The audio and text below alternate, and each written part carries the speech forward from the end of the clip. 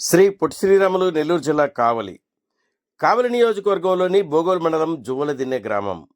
జువ్వలదిన్నె గ్రామంలో ఇటీవల స్థానిక మత్స్యకారుల భూభాగంలోనికి తమిళనాడు, పాండిచ్చేరి,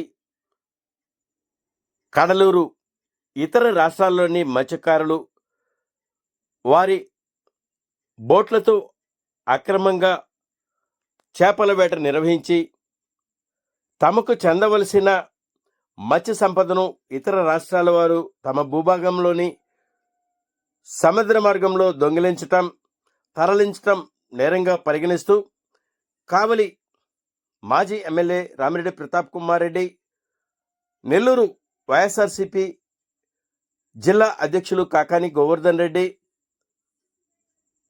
ఎమ్మెల్సీ చంద్రశేఖర్ రెడ్డి దృష్టికి స్థానిక జువ్వలదిన్నె గ్రామంలోని మత్స్యకార సోదరులు తమ ఆవేదనను తెలిపారు. ఏప్రిల్ మొదటి వారంలో ఆంధ్రప్రదేశ్ రాష్ట్ర మాజీ ముఖ్యమంత్రి వర్యులు వైఎస్ జగన్మోహన్ రెడ్డి జువ్వలదిన్నె ఫిషింగ్ హార్బర్లోని జువ్వలదిన్నె మత్స్యకారుల సమస్యలను అడిగి తెలుసుకున్నట్టుకు వస్తున్న తరుణంలో హెలిప్యాడ్ ప్రాంతాన్ని కావలి ఎమ్మెల్యే రామిరెడ్డి ప్రతాప్ కుమార్ రెడ్డి, వైఎస్ఆర్సీపీ జిల్లా అధ్యక్షులు కాకాని గోవర్ధన్ రెడ్డి, ఎమ్మెల్సీ చంద్రశేఖర్ రెడ్డి తదితరులు పరిశీలించారు. అనంతరం వైఎస్ఆర్సీపీ పార్టీ జిల్లా అధ్యక్షులు మాజీ మంత్రివర్యులు కాకాని గోవర్ధన్ రెడ్డి మీడియా సమావేశంలో మాట్లాడుతూ ఇటీవల కాలంలో తమిళనాడు, ఇతర రాష్ట్రాల్లోని మత్స్యకారులు జువ్వలదిన్నె ప్రాంతంలో అక్రమంగా వేటను సాగించి స్థానిక మత్స్యకారుల మత్స్య సంపదను దోచుకు వెళ్తున్న వారి బోట్లను స్థానిక మత్స్యకారులు స్వాధీనం చేసుకొనగా మత్స్యకారులను నిర్బంధించి వారి బోట్లను స్వాధీనం చేసుకున్న 4 బోట్లను ఎవరు ఇతర ప్రాంతాలకు తరలించారని, దోషులను కఠినంగా శిక్షించాలని పోలీస్ ఉన్నతాధికారులపై, తెలుగుదేశం పార్టీ నేతలపై కాకాని గోవర్ధన్ రెడ్డి ధ్వజమెత్తారు.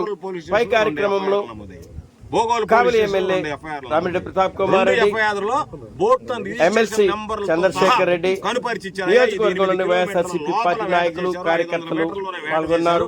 మన ప్రాంతానికి సంబంధించినటువంటి బోట్లకు మత్స్యకారులు కట్టుకున్నటువంటి వాళ్ళని తెంపేశారు, మన మత్స్య సంపదను దోచుకుపోయారని చెప్పి ఫిషరీస్ డెవలప్మెంట్ ఆఫీసర్లు ఇద్దరు వేరువేరుగా ఇస్తారు. 2 కూడా కేసులు నమోదయ్యాయి.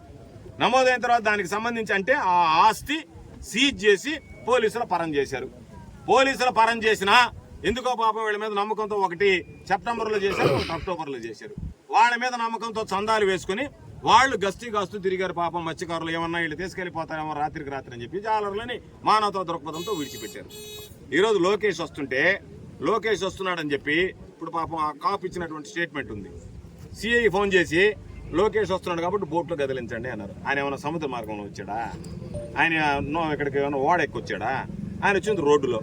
కాబట్టి రోడ్లో వచ్చేవాడికి అక్కడ ఉన్నటువంటి ఓడల ఇబ్బంది ఏమో తెలియదు. ఆయన వచ్చాడు, జరిగింది. వచ్చిన వెంటనే దానికి సంబంధించి ఆ బోట్లు ఎందుకు తరలించారు? అవి సరిగ్గా పనిచేస్తున్నాయా లేదా, దాంట్లో డీజిల్ ఉందా లేదా, గేర్ బాక్స్ సరిగ్గా ఉందా లేదా, పికప్ సరిగ్గా ఉందా లేదా, రాత్రికి మనం ఉడాయించాలి అని అంటే అన్ని ఏర్పాట్లు సరిగ్గా ఉన్నాయా లేదా చూడడానికి అక్కడి నుంచి పక్కన పెడతాం అన్నారు. ఒక స్టెప్ చూసుకున్నారు, ఏమేమి రిపేర్లు ఉన్నాయో చేసుకొని ఆ రోజు కొలు రవీంద్ర రెడ్డికి పంపించి ఆ రవీంద్ర ఇక్కడ ఉండగానే వాళ్ళకి కలెక్టరేట్లో ఒక డైరెక్షన్ ఇచ్చి రాత్రికి ఆ బోట్లు ఉడాయించాయి. పోలీసు సీజ్ చేసి పోలీసు ఆధీనంలో ఉన్నటువంటి బోట్లని రాత్రి అర్ధాంతరంగా తీసుకెళ్లిపోతే ఈరోజు వీళ్ళు వచ్చి అక్కడ సమీక్ష పెట్టి ఇంకా జరగని చూడండి, ఇంకా వస్తే అంతు తేలుస్తూ ఉంటున్నారు. జరిగిన దానికి ఏం చేశారు, వాళ్ళంతా ఏం చేశారో చెప్పండి. దానికి సంబంధించి మీరు ఏం చర్యలు తీసుకుంటా. ఇంత పెద్ద మనగాళ్ళందరూ వచ్చి వాళ్ళకి పంపించి, పోలీసు అధికారులందరూ వస్తే వాళ్ళ దగ్గరికి పంపించి ఈరోజు ఎవడన్నా ఆస్తి దొంగతనం చేసుకుని ఇతర రాష్ట్రాలకు పోతే మన పోలీసులు పోయి వాళ్ళ ఆస్తి తీసుకురావడం లేదా? కాబట్టి మన ఆస్తిని దొంగిలించుకోపోతే, పోలీసు ఆధీనంలో ఉన్నటువంటి ఆస్తికే రక్షణ లేకపోతే వాళ్ళు తీసుకెళ్లిన తర్వాత దాన్ని తిరిగి అప్పచెప్పండి అని చెప్పని అడిగితే దానికి సంబంధించి లేదు. కానీ ఎక్కడో ఒక గస్తీ బోర్డు తెచ్చారు. మేము పట్టుకున్నామన్నారు. ఎంత దొంగ నాటకాలు! అంటే ప్రభుత్వ బోట్ ఒకటి తీసుకొచ్చి దాన్ని మీడియాకి చూపించి ఇది మేము పట్టేసాం ఈ బోట్ అన్నారా? చెప్పండి. ఆ బోట్ ఓనర్ ఎవరు? ఆ బోట్ ఎక్కడి నుంచి వచ్చింది? ఆ బోట్ ఎక్కడ పెట్టండి? ఏమిలే అంటే మేము మళ్ళా ఇంకో బోటు పట్టామని చెప్పని చెప్పడానికి. అంటే నువ్వు మత్స్యకారులని మాయ చేసి ప్రలోభ పెట్టి ఏదో ఒక విధంగా వాళ్ళలో ఉన్నటువంటి మీ మీద వ్యతిరేకతను తొలగించుకోవాలనేటువంటి ఆలోచన చేయడం అనేటువంటిది సరైనటువంటి పద్ధతి కాదు. కాబట్టి మేము మరలా డిమాండ్ చేసేది మీరు ఇవన్నీ వదిలిపెట్టండి.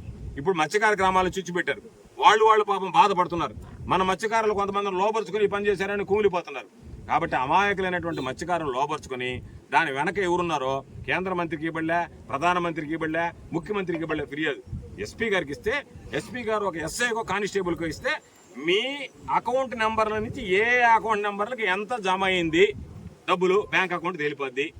అదేవిధంగా మీ ఫోన్ కాల్ నుంచి ఎవరెవరికి ఫోన్ కాల్ పోయాయి, లోకేష్ వచ్చిన రోజు ఎన్ని ఫోన్ కాల్ పోయాయి, కూల రవీందర్ వచ్చిన రోజు ఎన్ని ఫోన్ కాల్స్ పోయాయి, ఇక్కడ నుంచి బోట్ ఉడాయించేటప్పుడు ఎన్ని ఫోన్ కాల్స్ పోయాయి. సింపుల్గా అయిపోయేదానికి దేనికి పాపం ఎన్ని ఆయన నేను ప్రధానమంత్రితో మాట్లాడా, హోం మినిస్టర్తో మాట్లాడా, కేంద్ర మంత్రితో మాట్లాడా, ముఖ్యమంత్రితో మాట్లాడా, ఇంకా అందరు మంత్రులు పడ్డా.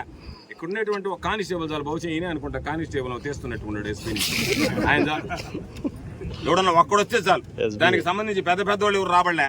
ఏమన్నా ఒక కానిస్టేబుల్ వస్తే ఆ కానిస్టేబుల్ వివరాలు తీసుకున్నాడంటే బ్యాంకులు అడిగితే బ్యాంక్ వివరాలు ఇస్తే దీని ఇస్త్రీ నీ పారదర్శకంగా నువ్వు నిరూపించుకుంటే సరిపోయేదానికి దాన్ని ఏదో నేను అందరితో చెప్పి పెద్ద వాళ్ళందరూ చెప్తే భయపడతారు అనుకున్నారో, లేకపోతే ఎందుకు లేదు నాణ్యాలకు పెద్ద సర్కిల్ ఉందని చెప్పి అనుకున్నారో నాకు తెలియదు. కానీ మత్స్యకారులు భయపడరు. వైఎస్ఆర్ కాంగ్రెస్ పార్టీ సంబంధించినటువంటి నాయకులు కార్యకర్తలు అసలు భయపడడం అనేటువంటి విషయాన్ని ఈ సందర్భంగా తెలియజేస్తున్నాం. కాబట్టి రెండు విషయాలు జరిగాయి. రొంటి మీద కూడా ఈరోజు అన్యాయం జరిగింది. మత్స్యకారులకు సంబంధించి ఈ ప్రభుత్వం చాలా ఇదిగా వ్యవహరిస్తుంది, అన్యాయంగా అక్రమంగా వ్యవహరిస్తుంది. కాబట్టి రాజకీయాలకు అతీతంగా, పార్టీలకు అతీతంగా ఈరోజు ఫిషింగ్ హార్బర్ ఏదైతే ఉందో ఆ ఫిషింగ్ హార్బర్ ఈరోజు మరలా చెప్తున్నా. మీరు మాట్లాడితే ఏం చెప్తున్నారంటే వీళ్ళు పారిశ్రామిక వ్యతిరేకం, మేము పరిశ్రమలకు వ్యతిరేకం కాదు, పారిశ్రామిక వ్యతిరేకం కాదు, తమ చిలకొట్టులకు మాత్రమే మేము వ్యతిరేకం. అయ్యా మీరు మత్స్యకారులు పెట్టి తమ చిలకొట్టులు కొట్టబాకండి అని చెప్పి చంద్రబాబు కూడా ఆ చిలకొట్టులుగా వ్యతిరేకం తప్ప మేము మత్స్యకారులకి అనుకూలం, పరిశ్రమలకు వ్యతిరేకం కాదు, పారిశ్రామికవేత్తలకు వ్యతిరేకం కాదు. కాబట్టి అది ఆలోచన చేసి ఈరోజు ఏదైతే మీరు ఇచ్చారో దీని జోలికి రాబాకండి, దీన్ని వదిలేయండి. మీ అకౌంట్లో ఏదన్నా ఉంటే మీ లావాదేవీలు మిగతా దగ్గర చూసుకోండి, మత్స్యకారులను బలి చేయబాకండి అని చెప్పి మా విన్నపం, మా విజ్ఞప్తి. కాబట్టి తప్పనిసరిగా దానికోసం పోరాడతాం.